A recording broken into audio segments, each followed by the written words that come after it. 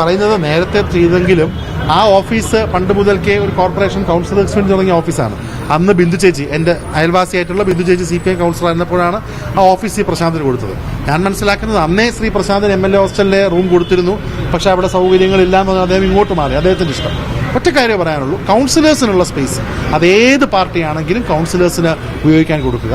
അദ്ദേഹത്തിന് ഒരു added സൗകര്യമുള്ളത് MLA ഹോസ്റ്റലിലെ റൂം ഇവിടെ തന്നെ ഉള്ളതുകൊണ്ടും, ഒന്നല്ല 2 മുറി അദ്ദേഹത്തിൻ്റെ പേരിൽ അവിടെ കമ്പ്യൂട്ടർ സൗകര്യമുണ്ട്, പ്രിൻ്ററുണ്ട്, വൈഫൈ ഉണ്ട്, വാഹനം പാർക്ക് ചെയ്യാനുള്ള സൗകര്യമുണ്ട്. ഈ ആളുകൾക്കെല്ലാം ഒരു ബസ് നേരെ ഇറങ്ങിയ പാളയം പള്ളിയിലൂടെ ബസ് ഇറങ്ങാനുള്ള സൗകര്യമുണ്ട്. അപ്പോൾ അദ്ദേഹം അങ്ങോട്ട് മാറണം എന്നുള്ള, ഞാൻ അദ്ദേഹമായിരുന്നെങ്കിൽ അങ്ങോട്ട് മാറാൻ ഞാൻ ഉദ്ദേശിച്ചത്. കഴിഞ്ഞ 7 വർഷമായി താൻ ഉപയോഗിക്കുന്ന ഓഫീസാണ്. മണ്ഡലത്തിന്റെ സെന്റർ കേന്ദ്രീകരിച്ച് ജനങ്ങൾക്ക് വന്നു പോകാൻ ഒരു ഓഫീസ് വേണമെന്നുള്ളത് ജനങ്ങളുടെ അടക്കം ആവശ്യമാണ് എന്നുള്ളതാണ് VK പ്രശാന്തിന്റെ വിശദീകരണം. അല്ല, അദ്ദേഹം പറഞ്ഞത് അദ്ദേഹത്തിന് ഇവിടെ ഓഫീസ് കണ്ടിന്യൂ ചെയ്യുന്നെങ്കിൽ അത് കണ്ടിന്യൂ ചെയ്ത് പോട്ടെ. പക്ഷേ ഈ പറഞ്ഞ 800 രൂപ അത് കുറവാണ്. അത് നഗരസഭയാണ് തീരുമാനം എടുക്കേണ്ടത്. അദ്ദേഹം ആ 800 രൂപ എന്നുള്ള അമൗണ്ട്, ഞാൻ പറഞ്ഞില്ലേ, ഇവിടെ കവടിയാർ ജവഹർനഗറിലെ കണ്ടം ചെയ്തിരിക്കുന്ന ഹൗസിംഗ് ബോർഡിന്റെ ബിൽഡിങ്ങിൽ അവിടെ ഞാൻ ചോദിച്ചപ്പോൾ ഒരു ബാർബർ ഷോപ്പ് ഓടുന്നത് 15,000 രൂപയാണ് വാടക.